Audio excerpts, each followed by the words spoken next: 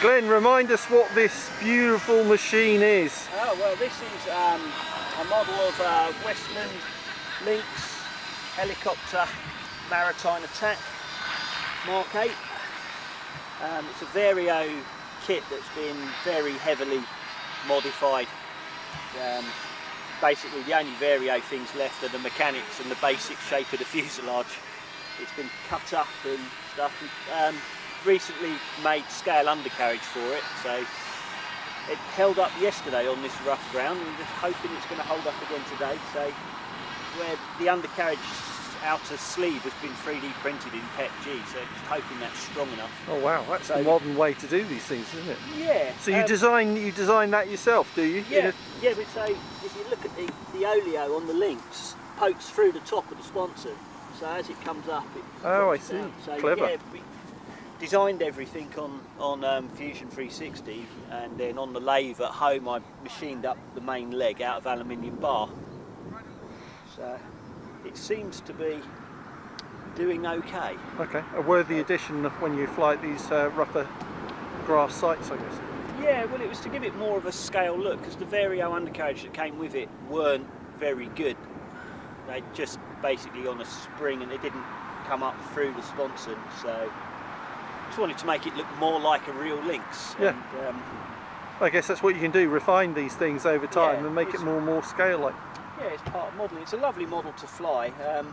We've got the weapons release system on it, although we don't drop the weapons in this field because livestock come into it, and if we can't find a bit and They ingest it. we could get into a lot of trouble. So Yeah, fair enough. and we don't want to do that. But yeah, we've put a camera in the PID in the nose, which is connected to an FPV system. There's a run cam at the top of the cockpit that sits behind to get the scale internal view. a scale internal view. Yeah, the cockpit is fully detailed as well. Oh, fantastic. Yeah. Yeah. And you're going to run that, are you, for this flight? Yeah. The PID's already running, and when I've started the machine up, I'll start the run cam. Okay. So yeah, let's go and give it a fly. Yeah, shall we? have a good flight. I'll try. The wind's got up a bit, but it should be okay. The hard part on this field is finding a nice bit to put it down on.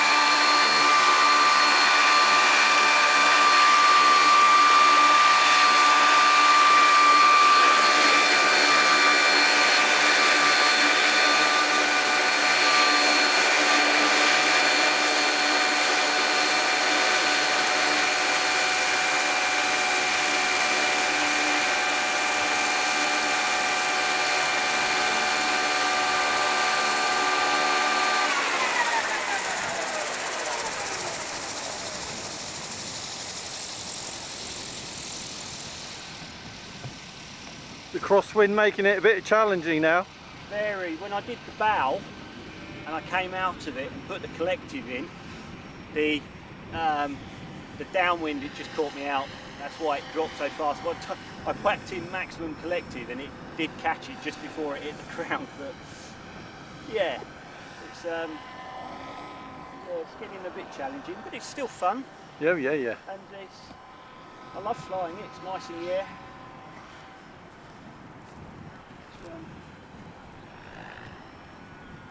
I landed it yesterday. Yeah. And one wheel wasn't touching the floor because it was in a hole. Oh. I had to take off and move a bit. But yeah.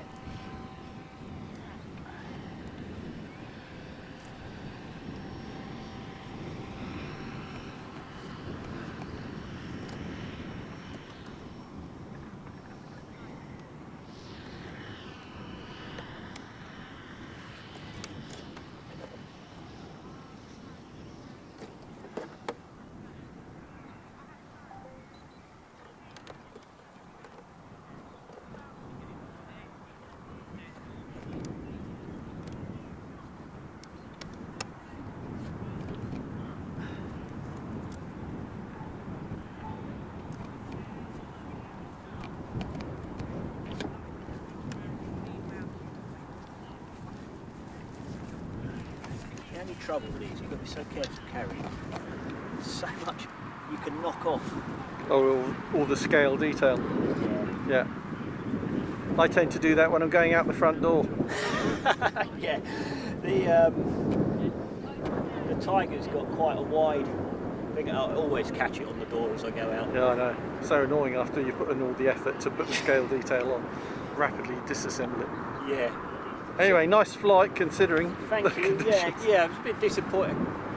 We'll edit that bit out.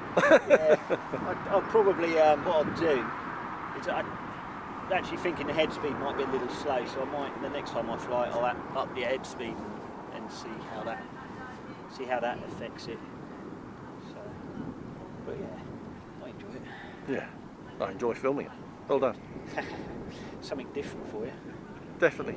Can't get enough of these scale helis. I think they look fantastic, and particularly down here in Carmouth today. Great sight for flying. Yeah, it's been some really good flying down there. Yesterday it was better. The weather today is better than it was yesterday. So yeah, just the wind starting to creep up a bit.